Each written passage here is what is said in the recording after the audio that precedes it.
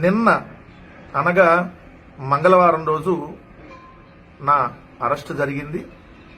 రాత్రి తాడిపత్రి మేజిస్ట్రేట్ గారు నాకు కండిషన్ బెయిల్ మంజూరు చేశారు. నేను ప్రజెంట్ హైదరాబాద్లో ఉన్నాను.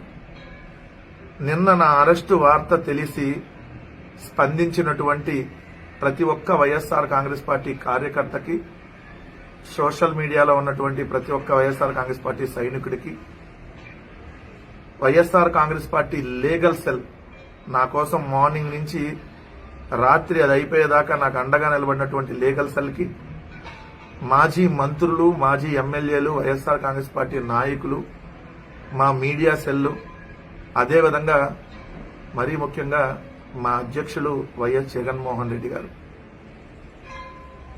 నా అరెస్టు విషయం తెలియగానే జగన్మోహన్ రెడ్డి గారు ఏదైతే ఇచ్చినటువంటి ఇన్స్ట్రక్షన్స్, వైఎస్ఆర్ కాంగ్రెస్ పార్టీ అధికార ప్రతినిధి వెంకటరెడ్డిని అరెస్ట్ చేస్తారా, సో ఎట్టి పరిస్థితుల్లో మీరేం చేస్తారో తెలియదు, ఎట్టి పరిస్థితుల్లో వెంకటరెడ్డికి ప్రతి ఒక్కళ్ళు అండగా నిలబడి వెంకటరెడ్డిని ఎట్టి పరిస్థితుల్లో రిమాండ్కి వెళ్ళకూడదు అని చెప్పి లాయర్లతో అందరితో మాట్లాడి మీరు బలంగా వాదించండి, ఆ ఉన్నటువంటి కేసు ఏంటో తీసుకోనని చెప్పి జగన్మోహన్ రెడ్డి గారు ఇచ్చినటువంటి డైరెక్షన్.